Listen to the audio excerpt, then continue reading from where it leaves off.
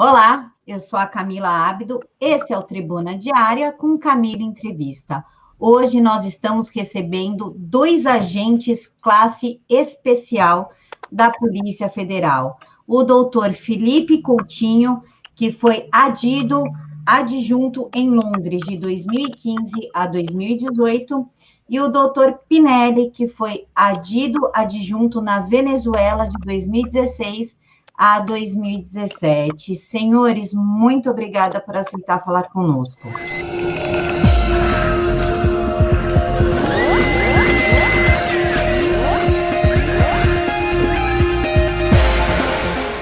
Boa tarde, Camila. Prazer nosso, hein? Eu também agradeço, Camila, e estamos aqui à sua disposição. Doutor Pinelli, o senhor pode explicar, por gentileza, o que seria um agente classe especial? A classe especial, ela é curta. Por exemplo, na Polícia Federal você pode alcançar esse posto logo depois de 10 anos de serviço, né, executado, se você não tiver nenhum problema administrativo ou desse ou de outro tipo, né, seguir as normas. Então, o agente especial é quando você alcança o auge da sua carreira com 10 anos. Então, na verdade, tem uma frustração dentro da Polícia Federal também, eu vou ser bem claro e verdadeiro, porque depois de 10 anos, eu, por exemplo, tenho 39 anos de polícia, lá dos 10 anos iniciais, é como se a minha carreira tivesse chegado ao final, ou pelo menos ao auge. Doutor Coutinho, e o que seria um adjunto? O senhor foi adjunto em Londres, o que significa isso? O adido adjunto, Camila, ele é o auxiliar do adido da polícia. Os dois, em conjunto, eles representam a Polícia Federal fora do Brasil, desenvolvendo atividades que visam otimizar o trabalho da polícia lá fora, seja acelerando processos como bloqueio patrimonial, seja auxiliando nas ações de localização de procurados internacionais, seja nas ações de cooperação de tráfico de pessoas ou de tráfico de drogas. Então, essas adidâncias espalhadas pelo mundo aí que a Polícia Federal são 14 adidâncias, elas se prestam a agilizar esse serviço de cooperação internacional. Doutor Pinelli, existe muita curiosidade, as pessoas, elas se atraem muito por assunto Venezuela, até por conta do Nicolás Maduro, que ontem saiu uma estatística de que 1.600 pessoas foram assassinadas a mando do seu serviço. O senhor foi adjunto na Venezuela. Como é que foi essa experiência? Eu posso dizer que não foi uma experiência boa, um pouco diferente da adidância que o Felipe ocupou na Inglaterra. A gente tem um pouco mais, uma obrigação a mais, principalmente na América Latina. Eu também fui oficial de ligação na Venezuela e no Paraguai. É você tentar um acordo internacional com as polícias, no caso, o DPF com a Senad do Paraguai, o DPF com a FOI da Bolívia, e essa aproximação, no meu caso, na Venezuela, seria com a...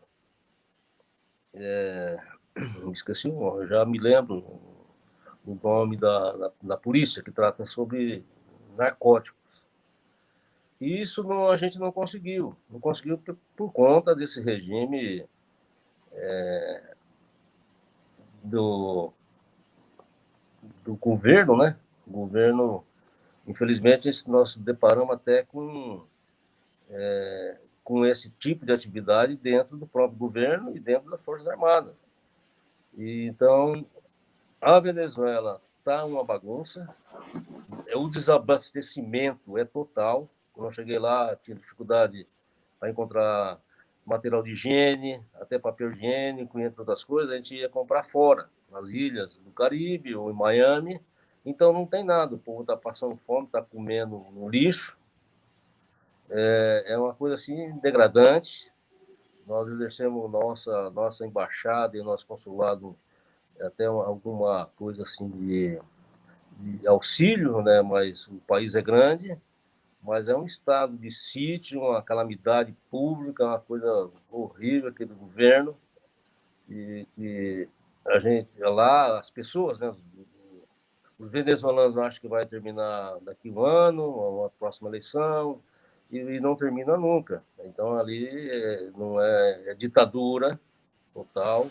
Tem essas conversas aí de socialismo, conversa de democracia, não existe aí lá, não existe, não. É ditadura total. E o pouco, remédios, medicamentos, você não acha, as pessoas estão morrendo de tudo quanto é tipo de doença por falta, até antibiótico você não encontra. A comida, a própria farinha para fazer o pão você não encontra. E aí eu já saí de lá em 2018, se não me engano, e a situação está piorando, inclusive.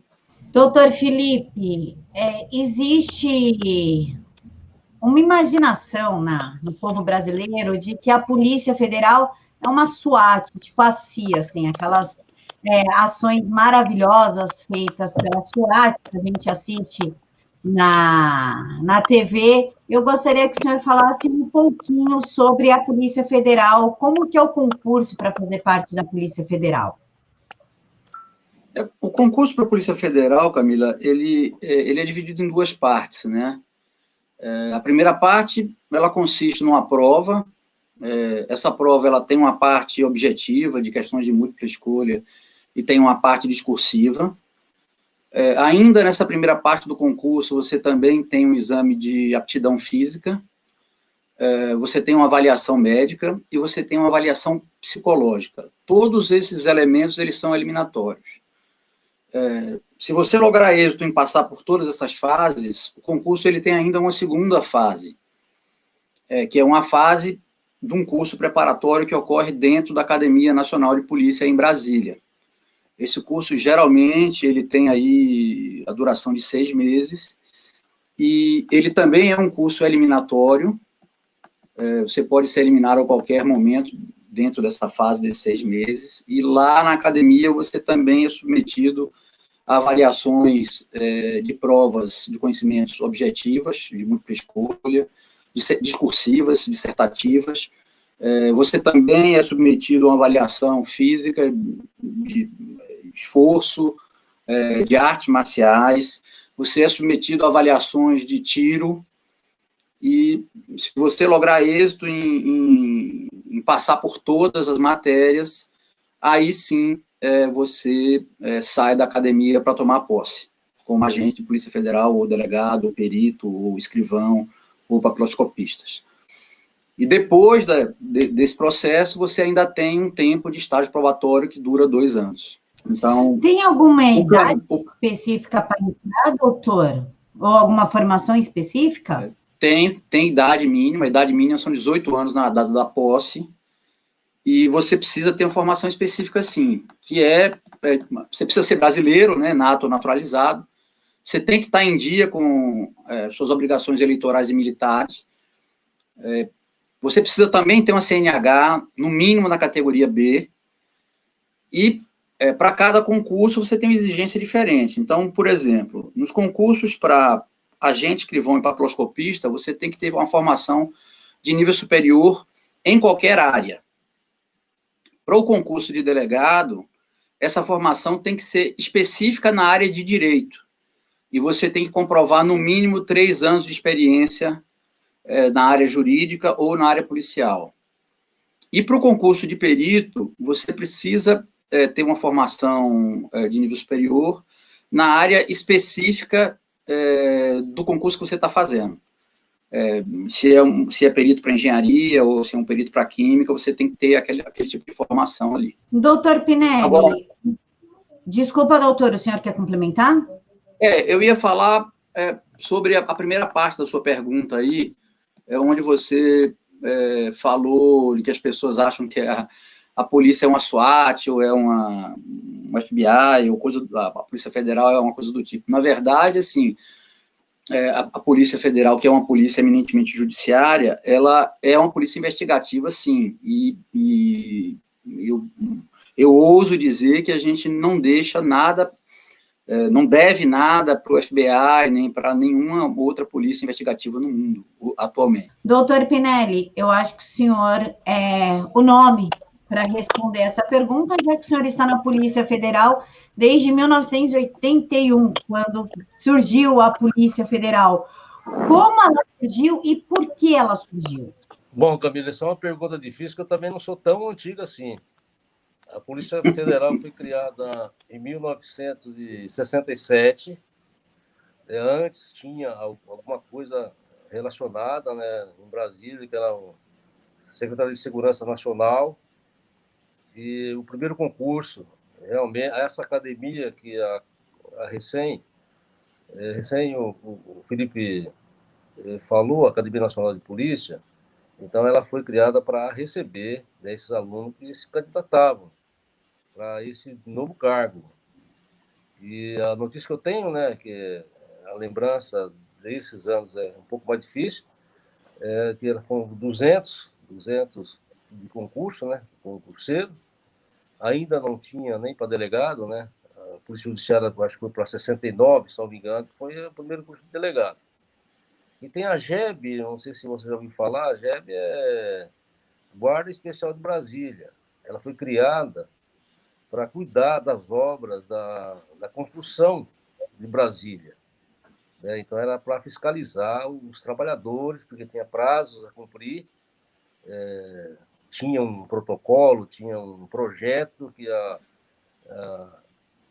Brasília teria que ser inaugurada em 1960.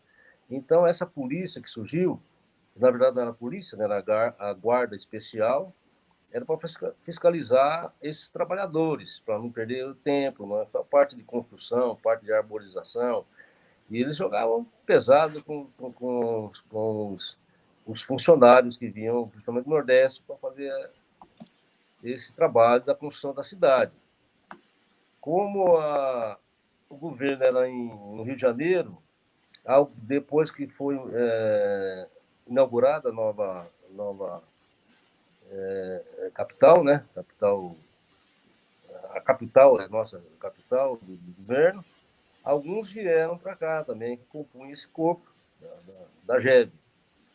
E como o nosso efetivo era pequeníssimo, e hoje ainda ele continua assim, eles foram agregados, eles foram juntados com a Polícia Federal para montar o corpo, né? E a ideia, né? E veio na Constituição, né? Teve uma mini Constituição, acho que 68, não tenho certeza, de criar, né, esse grupo federal para atuar na esfera nacional.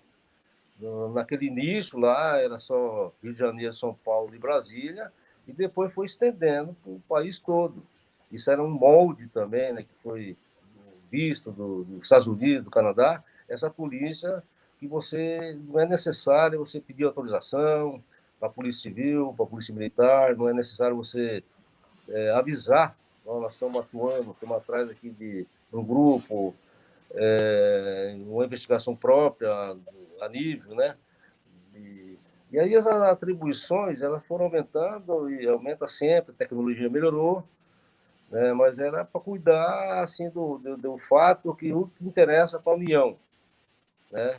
Serviços, bens da União, então ela passou a existir e funciona muito bem, assim, no meu pensamento, até hoje. Doutor Pinelli, continuando a pergunta, é sobre o centro de inteligência. O que é esse centro de inteligência e por que ele foi criado? É tipo um Criminal Minds? A inteligência, assim, da minha participação mais efetiva, quando ela foi, assim, dentro da nossa superintendência, na sede e outros estados, ela efetivamente foi nos anos 90. É claro que um pouco antes a gente fazia alguma coisa. Mas o que ela significa? Significa a deliberação, né, da justiça para alguns atendimentos que antes, para você... a sua investigação ela ficava travada somente na vigilância, no tempo decorrido, e alguma coisa que você viu no aeroporto, na fronteira. Então, a gente passou a receber, principalmente, quebra do sigilo telefônico, quebra do sigilo bancário E atualmente a gente vem evoluindo mais nesse aspecto. Então, facilitou a investigação dos policiais encarregados. A inteligência nada mais é do que pleitos que recebemos, que foram cedidos pelo judiciário, para poder acelerar a nossa investigação. Claro que surgiu equipamentos tecnológicos melhores que facilitou a vida do investigador. Né? Doutor Felipe, nós vemos aí diversas séries como Law and Order, Special Victims Unit, CSI, conseguindo sempre estar à frente, né? Eles sempre identificam o agressor com poucas descrições da vítima, um exame de DNA que sai em questão de minutos, e antes do entardecer, geralmente, o criminoso já está preso. Isso é possível? Existe esse tipo de coisa? A Polícia Federal tem alguma tecnologia para identificação imediata de pessoas dentro desse sentido. Assim, por exemplo, nós temos um banco de dados, o WAVES, em que todos os estrangeiros eles têm as suas digitais cadastradas. Então, se, por exemplo, você encontra uma impressão digital de um estrangeiro numa cena de crime, evidentemente que a gente vai conseguir fazer essa identificação imediata. O que não acontece para todo brasileiro, porque o banco de dados digitais dos brasileiros não está pronto ainda, é um projeto do governo Bolsonaro, mas ainda não ficou pronto. Então, sob certo aspecto, a gente, de fato, tem tecnologia avançada, em perícias, principalmente, mas eu acho que no Brasil faltam bancos de dados mais robustos para que a gente consiga, de fato, ter essa eficiência que a gente vê nesses seriados americanos aí. Senhores, agora os senhores determinam quem vai responder. A Polícia Federal está deflagrando diversas operações para o combate à pedofilia. Como essas operações são deflagradas e como se inicia uma operação? Qual dos senhores vai responder? Eu acho que eu posso responder isso aí, Pinelli. Fica à vontade, Felipe. Tá. Via de regra, Camila, as operações de pedofilia, elas podem se iniciar de 3 formas, basicamente. A primeira delas é quando um organismo internacional está fazendo uma investigação e, no curso dessa investigação, ele identifica que tem algum IP sendo utilizado no Brasil e informa a Polícia Federal da existência desse indivíduo que está fazendo parte dessa rede ou dessa organização criminosa, e a partir daí você inicia a investigação em cima desse IP ou dessa máquina, desse indivíduo, que já é alvo de uma investigação lá fora, e você termina fazendo esse braço da investigação aqui. Via de regra, nesses casos, geralmente, essas investigações, muitas vezes, elas terminam sendo deflagradas de forma conjunta. Também é possível você começar uma investigação de pedofilia, às vezes, a partir de provas encontradas em computadores que foram objeto de busca e apreensão por outros crimes. Então, o indivíduo está lá investigado por... É o que a gente chama de encontro fortuito de prova. O indivíduo está lá investigado por lavagem de dinheiro e o computador vai para a perícia e você percebe que aquele computador ali também era utilizado para a prática de crime de pedofilia, e você encontra outros IPs e contatos relacionados, e você pode começar uma investigação também a partir disso. Assim como você pode também começar uma investigação a partir de uma denúncia, seja ela uma denúncia anônima, mas que traga evidências de crimes, que forneça elementos robustos da existência do crime, ou através de depoimento de pessoas que tragam as informações de que determinadas pessoas estão praticando esse tipo de delito. Doutor Pinelli, antes da gente abordar o seu livro sobre as operações, eu gostaria de saber como que é escolhido os nomes das operações, porque a impressão que dá é que vocês abrem um dicionário grego, botam o dedo e falam, vai ser essa aí mesmo. Eu gostaria de saber como é que é feito a escolha dos nomes das operações. Olha, Camila, isso parece uma brincadeira, né? Assim, entre os policiais. É uma proposta, né, de um fato, o que leva, que não pode chamar a atenção, né, do próprio alvo. Então, é como se fosse uma disputa assim, sem muito aspecto relevante para poder demonstrar isso futuramente na justiça ou para a mídia, né? Eu posso dar um exemplo. Uma vez eu propus uma nova operação, que era ligar, os investigados eram ligados ao Exército, à Polícia Militar, né? Um militar, na verdade. Aí eu vou colocar a Operação Caserna, inclusive aceitado no livro. Mas ela é aleatória. Na verdade, não tem assim um padrão, não posso falar com a nossa administração, não. Às vezes até pode ser modificada durante o curso, mas ela é para lembrar, né, o policial de um fato relacionado, sem que isso possa levantar suspeita para os próprios investigados. Senhores, aconteceu o maior roubo da história em Fortaleza pelo Banco Central. O caso é contado no seu livro, certo, doutor Pinelli? Eu gostaria que o senhor falasse um pouquinho sobre essa história.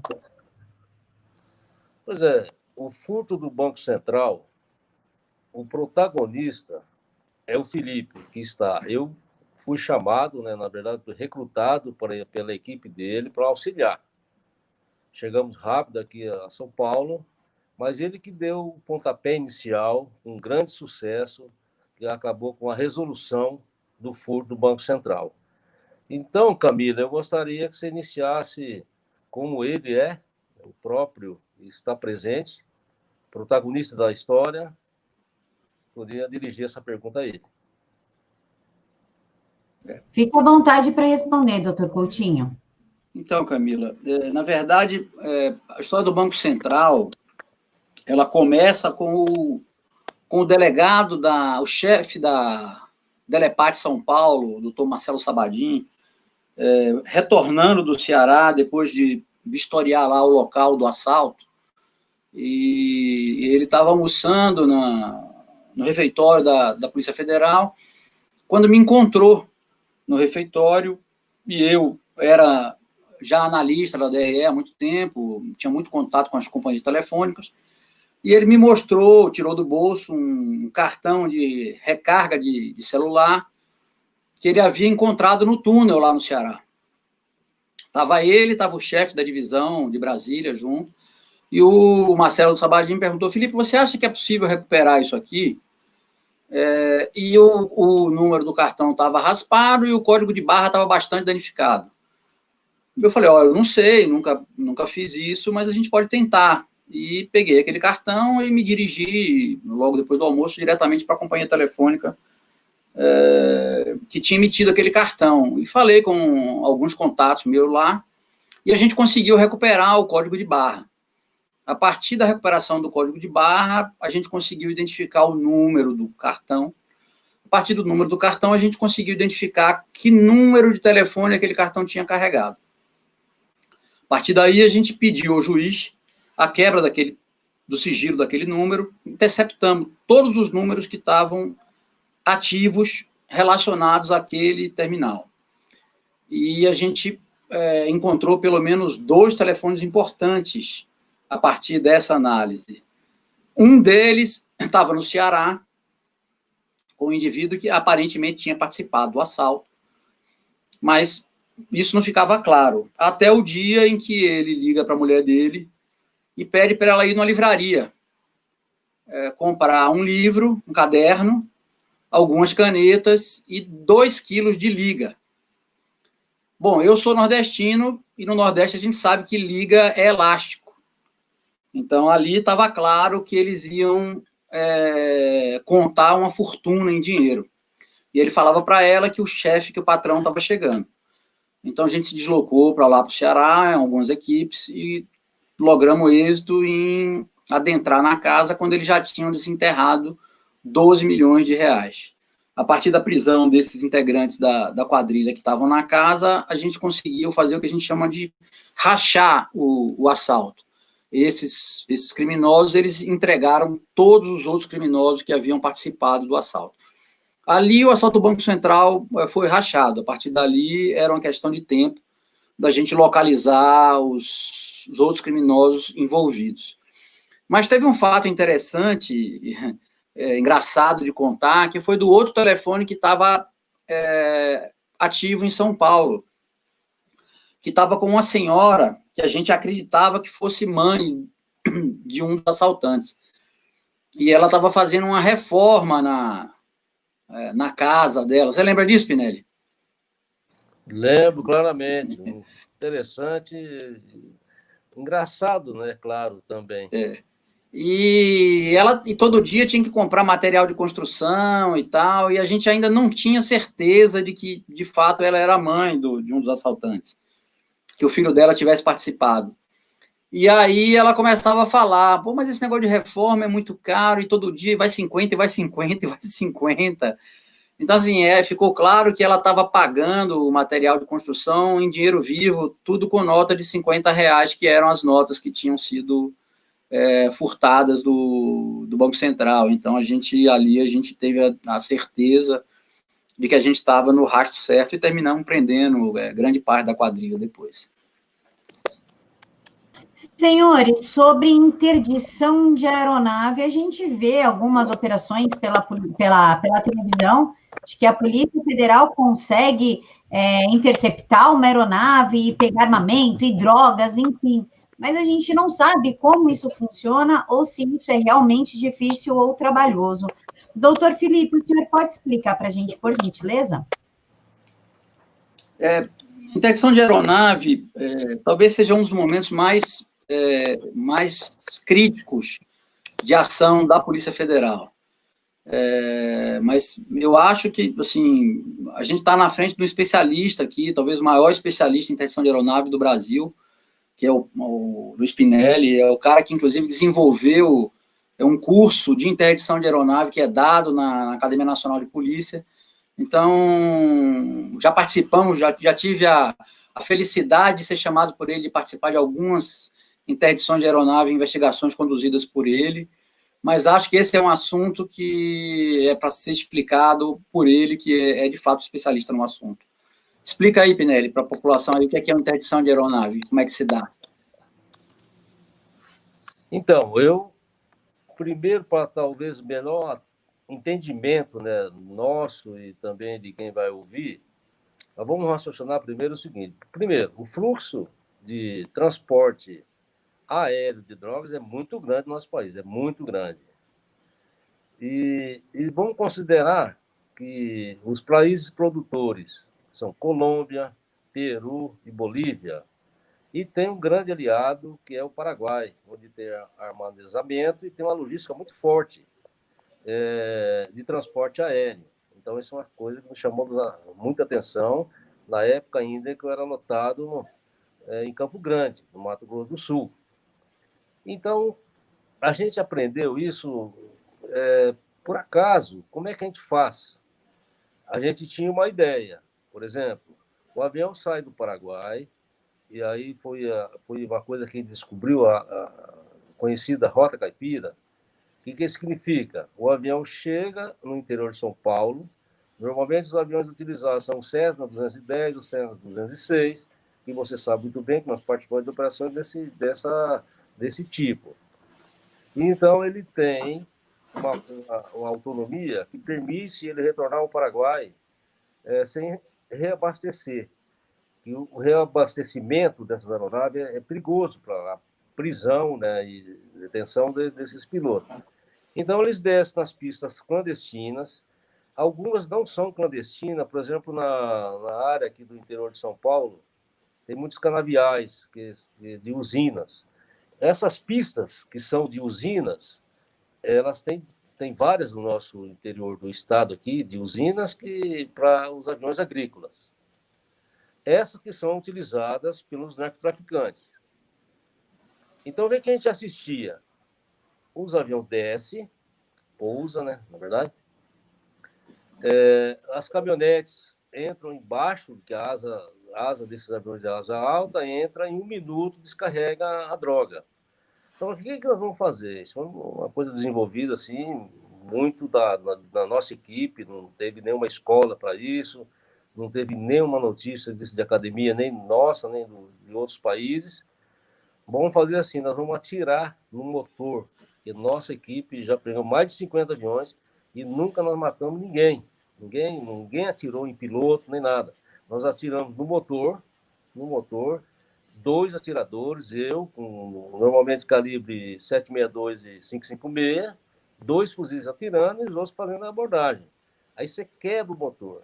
Quebra o motor e ele não consegue sair, porque isso era uma preocupação muito grande para a nossa equipe, que vamos que não consegue, esse avião consiga decolar e cai numa cidade, ou cai, sei lá, numa comunidade, e morre gente, era uma complicação muito grande para a Polícia Federal.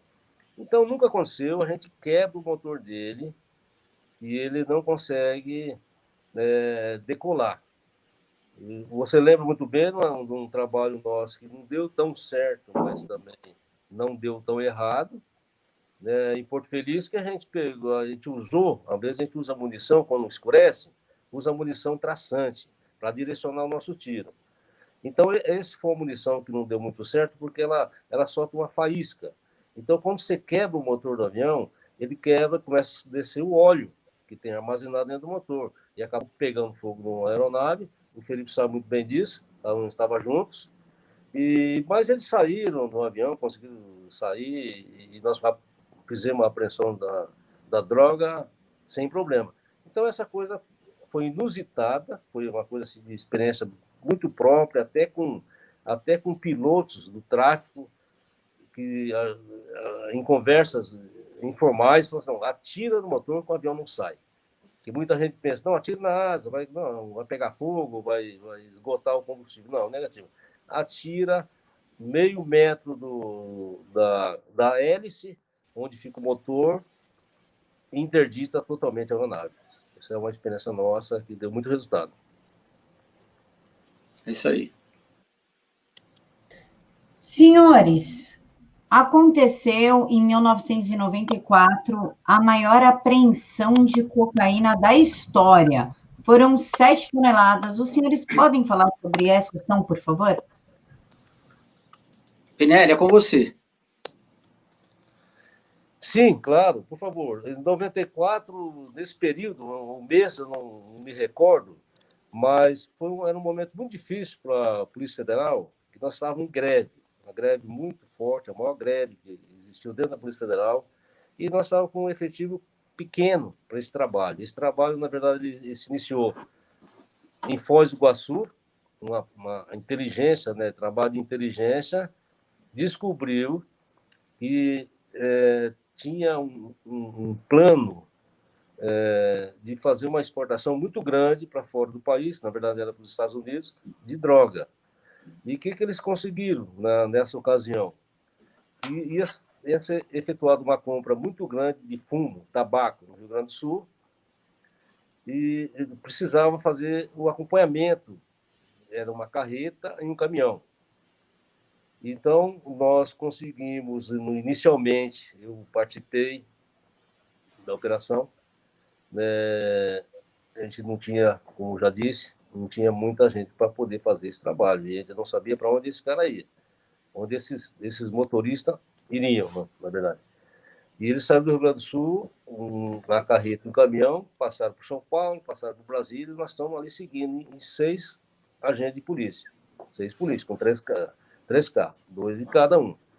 Aí nós passamos aí Brasília e Bahia, sem saber, não tinha ideia, nós não tínhamos ideia nenhuma para onde esses caras. A investigação era relativa àquele tabaco, seria para camuflar a droga. Então, aí passamos Bahia, passamos Piauí, passamos Maranhão, e nisso aí nós passamos quase um mês seguindo esses 2 motoristas, com muita dificuldade.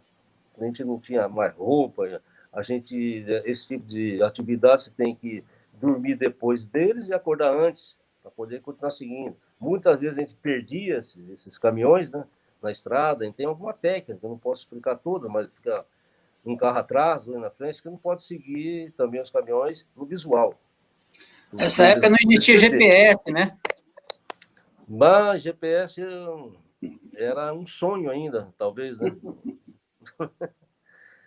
E aí teve uma complicação e foram Maranhão, Imperatriz Maranhão. Imperatriz Maranhão, eles carregaram no caminhão uma balança, essas balanças enormes de carregar saco de café, de pesar saco de café, sorte, sei lá. Ficou, inclusive, até mais fácil para seguir, porque ficou em cima de toda aquela carga imensa, né? Então deu para acompanhar mais fácil. Só que do Imperatriz do Maranhão, eles começaram a descer pela Belém-Brasília. A gente ficou mais perdido ainda, porque a Belém-Brasília você pega em Anápolis, perto de Brasília, não tinha que dar aquela volta toda pelo litoral. E muito tempo depois nós entendemos por que foi feita essa estratégia deles. Bom, eles desceram e quando nós chegaram no estado de Tocantins, na cidade de Guaraí, entraram para dentro de uma fazenda. Aí, dando uma relaxada, chegou mais reforços, né, de colegas, e começamos a fazer a entrada dessa fazenda. Não tem como você fazer ela pela via normal. Então, pelo mato, a gente conseguiu ter alguma observação, com binóculos, e se aproximar um pouco mais. E aí começamos a perceber pouso de aviões. E nem pista tinha, era pela estrada mesmo. Aí no primeiro dia, na primeira oportunidade, desceu 3 aviões. Em 5 minutos, chegava um trator, carregava droga e levava para lá. Isso se passou 17 dias descendo aviões nessa fazenda. Bom, o que nós fizemos? Vamos usar a seguinte estratégia. Quando esses caminhões saírem, a gente faz uma abordagem. Eu não sabia quando parava. Checamos a segurança, deu para perceber pela fisionomia que eram alguns colombianos, todos armados com fuzis. Depois eu explico melhor por que eles estavam lá. E aí, quando eles saíram, nós fizemos uma abordagem, assim, fora da área da fazenda, já no posto de gasolina, pararam para abastecer, e escondemos os caminhões e fomos entrar para a fazenda. Entramos para a fazenda na madrugada. Aí, quando estava clareando o dia, nós pegamos às 7, alguns fugiram, mas recuperamos depois, principalmente colombianos. E chegou um avião também que acabou não pousando, que era o resgate desses colombianos. Aí, quando nós abrimos o caminhão, essas caixas enormes, de 1,5 m por 1,5 m de fumo, estava recortada pelo meio e ali estava camuflado a cocaína. Nós retiramos, né, pelo tempo decorrido, a gente achava que era uma quantidade muito grande, realmente, e era, né? Por 7.300 e não sei quantos toneladas de cocaína, que na época, inclusive, ela figurou como a maior do mundo, e hoje ainda ela permanece como recorde de apreensão no nosso país, né? De qualquer polícia, Polícia Federal, de todas as polícias.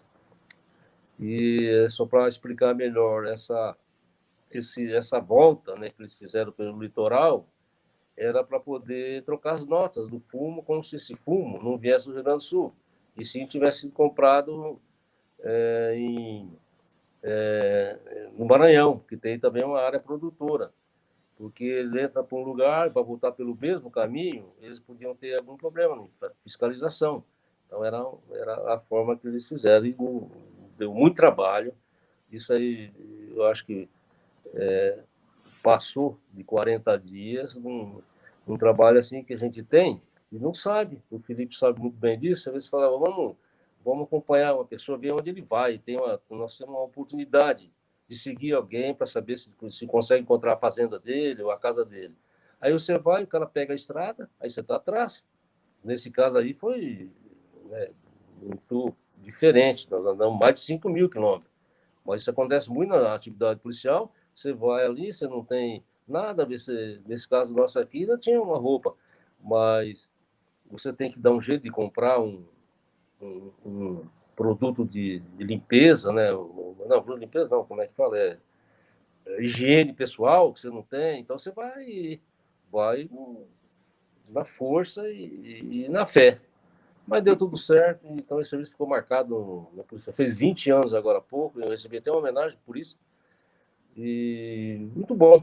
E eu acho, talvez, que esse recorde não seja quebrado, porque no meu pensamento, foi uma falha desse grupo.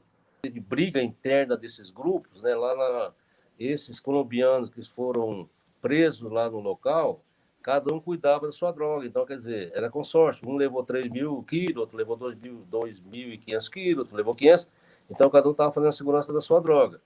E o chefe, né, o colombiano, que era o chefe desse grupo, ele foi cobrado muito forte, né, pelos seus produtores e fornecedores, porque acharam um erro muito grande de estratégico dele de juntar essa droga toda num local só e acabou sendo apreendida. Então, o mais comum é a quantidade menor.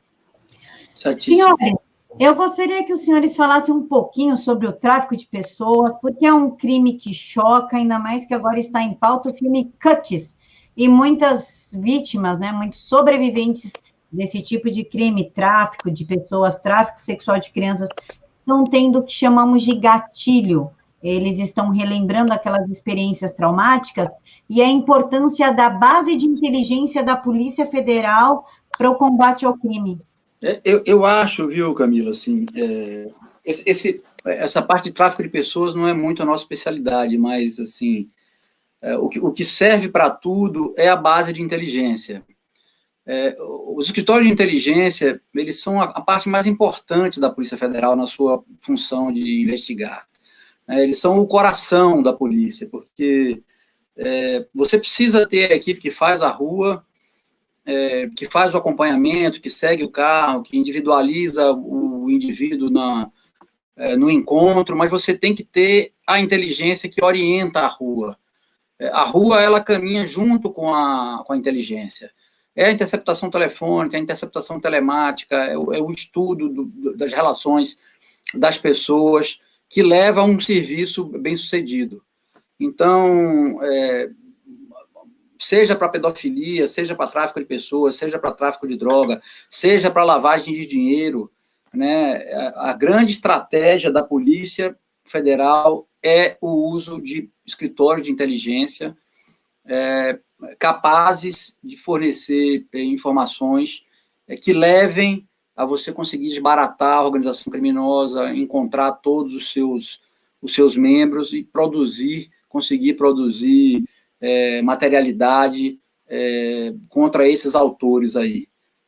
Não sei se você concorda, Pinelli, mas o que você tem para falar aí acerca das bases de inteligência que se some a isso? Eu concordo, Felipe, plenamente com esse pensamento seu e essa certeza tua, né? Certeza tua. Eu sou mais antigo, né, que você, então eu passei uns tempos ruins, vamos colocar aí nos anos 80, que a gente estava no olho, tinha que fazer barreiras, às vezes trombava com alguma droga, com outro crime, e você não tinha argumento e não tinha como chegar ao final e quem seria esse grupo, quem era o dono, para onde, quem era o receptor. Então, com essas bases de inteligência que eu acabei também sendo precursor, pelo menos no Mato Grosso do Sul, no início, um pouco antes, início de anos 90, eu acho que ela foi mais forte. Então, além disso, tudo que você falou da gente chegar, nós temos a coleta de informações. Essa coleta de informações, você veja bem, a gente pegava lá na fronteira do Mato Grosso do Sul, e tinha o quê? Tinha lá no Nordeste, tinha uma informação que podia passar para o Norte, tinha uma informação que podia passar para o Sul. Então, esses dados que foram coletados, eles foram aumentando a nossa força de informação. Então, eu acho que esse desenvolvimento desse trabalho, e ainda hoje, né, ele é fundamental na Polícia Federal. E tem que permanecer, tem que seguir. E tem uma outra coisa interessante, Felipe, são o que nós criamos de gente, como você é, analista de informações. Esse aqui, nós não temos um cargo na Polícia Federal, não tem Não, curso específico até que tem, mas não temos, assim, uma doutrina inicial de carreira, de formação como analista. E os analistas, nós temos tantos analistas excelentes, que às vezes você não sabe, você vai conhecer essa aptidão, essa habilidade sua, quando você está analisando um fato. Pode ser a escuta, pode ser a telemática, pode ser também os dados bancários, Receita Federal, e você criar e entender aquilo que você tem na mão, para depois, claro, você ter a oportunidade, né, aí também entra, também, eu acho, um fato muito importante que eu vejo, que é a vigilância. Inclusive, às vezes dou aula de vigilância na academia de polícia, a polícia corrobora isso aí, que nós, normalmente, quando a gente faz esse trabalho que chega ao final, nós vamos ter que depor na justiça. Isso aí. Nós somos interrogados por isso, né? Às vezes até de forma indevida, né? Cobrada assim com um excesso. Mas quando você tem em mãos tudo isso, você consegue levar isso, fica muito mais fácil para procuradoria, promotoria, o judiciário está sabendo aquilo que você está falando, porque tem esses dados. Eu acho que, não sei se tinha cortado, né? Muitas pessoas falam, não, nunca vi essa pessoa na vida. Não, mas tem aqui uma foto sua, tem aqui uma transferência bancária. Então, isso aí, você também, uma coisa que você já tem visto na sua longa carreira de polícia, também alguns processos não viram nada, né? E nós temos eu sempre penso assim, Felipe, olha, vamos fazer a nossa parte bem feita e o restante não tem nada a ver com isso. De qualquer maneira, esses registros todos de inteligência e de vigilância, o julgador, a gente deixa na mão para ele que tenha né, facilidade para poder definir uma pena ou não. É isso que eu acho importante. É, isso aí. Entregar o material bem feito, né? Entregar subsídio, prova material efetiva, que possibilite uma condenação robusta, né? Acho que essa é o grande mérito do escritório de inteligência. Produzir prova boa, prova bem feita, né? Conseguir indício veemente, que leve a uma condenação robusta. Acho que esse é o grande mérito. Além de que, atualmente, né, os escritórios eles têm trabalhado muito com a parte de lavagem de dinheiro, principalmente no narcotráfico, em que você, além de levar o cara para a cadeia, você consegue depois indisponibilizar os bens do indivíduo e quebrar as pernas financeiras daquela organização criminosa, né? Coisa que há alguns anos atrás não acontecia. Olha, não acontecia e não era problema dos agentes. Porque a coleta de dados financeiros, né, principalmente, como, por exemplo, contas bancárias, bens, isso ele fazia parte do nosso relatórios. Se não foi para frente alguma investigação, eu acho que nós se eximimos de culpa.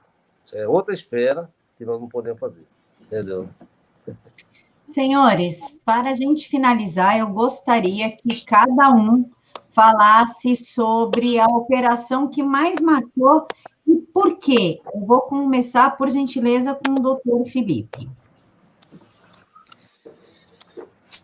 Eu acho que a operação que mais me marcou foi uma operação denominada Carga Pesada. Na época, eu era o encarregado do escritório de inteligência do aeroporto de Guarulhos e a unidade de inteligência lá estava tendo muita dificuldade de fazer essa investigação andar. E o delegado, à época, me chamou para ajudar nessa investigação lá. E eu fui e terminei ficando como encarregado da investigação. E era uma investigação em que diversos funcionários do aeroporto, inclusive o pessoal da segurança, que tinha acesso à área restrita do aeroporto, funcionários de handling, funcionários da própria Infraero, gente da portaria do aeroporto, enfim, era uma quadrilha enorme, mista de traficantes de fora do aeroporto e de funcionário do aeroporto, extremamente complexa, e a gente terminou sendo bem-sucedido na investigação e levando todo mundo aí para condenações longas, mais de 20 anos de cadeia, os principais alvos. Foi uma investigação que me marcou muito e que me deixou muito feliz com o resultado. Senhores, desculpa, que me veio uma pergunta enquanto o senhor Felipe falava. Uma dica, né? Eu vou deixar vocês dois conversando sobre uma instrução para a sociedade, para falar a verdade.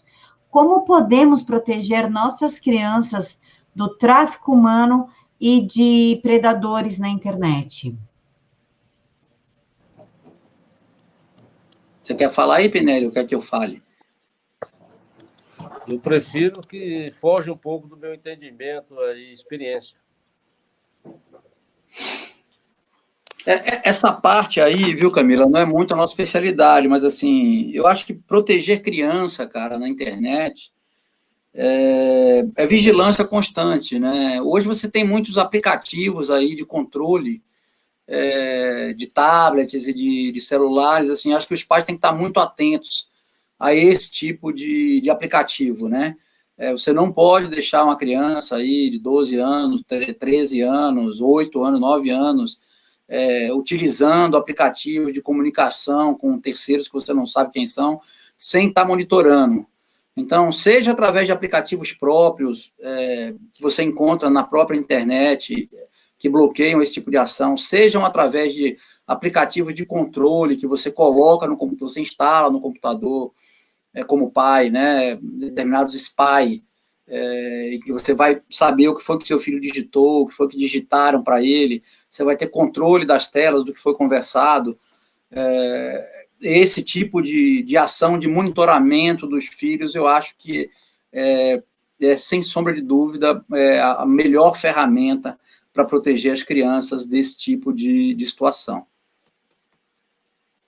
E, doutor, em relação ao tráfico humano de crianças, porque nós somos pais, e às vezes a gente acaba se distraindo em algum momento, não sei, preciso ir no mercado, vou deixar com a minha vizinha, e de repente a criança some. Temos diversos casos aí na mídia, inclusive, como que nós podemos nos precaver disso? O pai tem que estar atento sempre, né? Assim, criança, menino pequeno, você não tem muito juízo, né? A criança não tem juízo. Então, às vezes você está no parque, você larga a criança ali, você se vira e vai para pegar um sorvete ou alguma coisa. Na verdade, você está dando uma janela ali para acontecer um incidente desse tipo. Eu acho que, aí eu repito, né?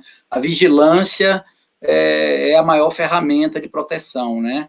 Criança não pode ficar sozinha, o pai tem que estar junto, a mãe tem que estar junto, tem que desconfiar de gente que se aproxima com conversa mole, com conversa fiada, a gente tem que estar sempre atento, principalmente na rua, né? Se está com a criança na rua, você não pode largar na mão de estranho para ir ali, a gente nunca sabe onde é que está o perigo. Então, acho que a dica é essa, manter a vigilância. Doutor Pinelli, eu gostaria que o senhor fizesse as suas considerações finais, falando sobre o livro e sobre uma operação que mais marcou o senhor. A operação que mais me marcou, eu tenho que admitir que são todos trabalhos difíceis, mas eu vou te colocar 3 muito rapidamente. 1989, mataram o meu amigo Fernando Luiz Fernandes, policial destemido, e foi assassinado lá na cidade, 89.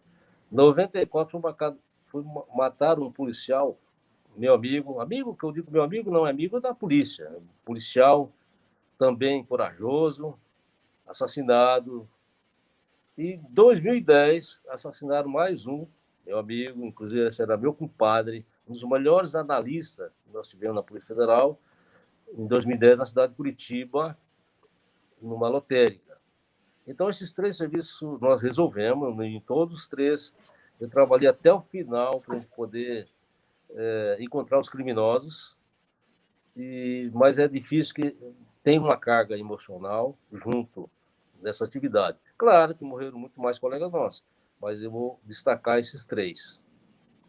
Quanto ao meu livro, quando eu falei de interdição de aeronave, eu, para formatar esse curso, eu busquei muitas fotografias antigas, filmagens que eu tinha guardada. Eu guardei ainda até hoje eu tenho recortes de jornais. Então eu tinha elemento. Aí também tem o Alan de Abreu, que é um jornalista que é meu amigo, ele escreveu Rota Caipira, e eu sou ali um personagem do livro dele.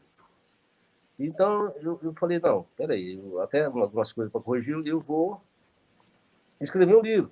Essa oportunidade que você já me perguntou de eu ter ficado na Venezuela, eu tive muito mais tempo do que eu tenho no país. Hoje aqui eu estou em São Paulo trabalhando, ainda estou na ativa.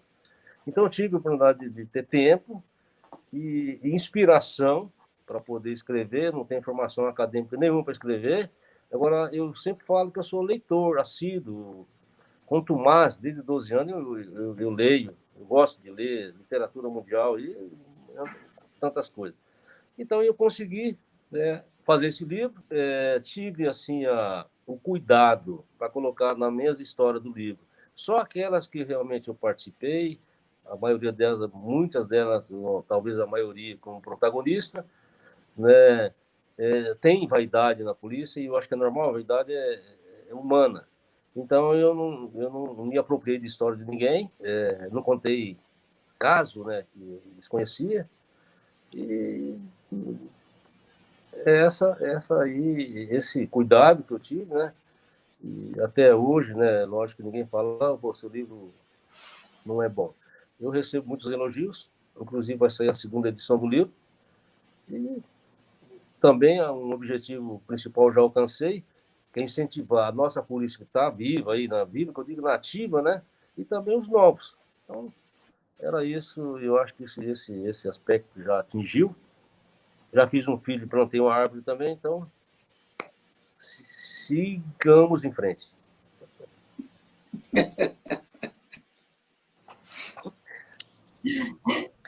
Fez um filho, plantou uma árvore e escreveu um livro. Cumpriu ali todos os requisitos para uma vida feliz. A árvore foi um pé de limão. Eu acho que foi mais que deu resultado.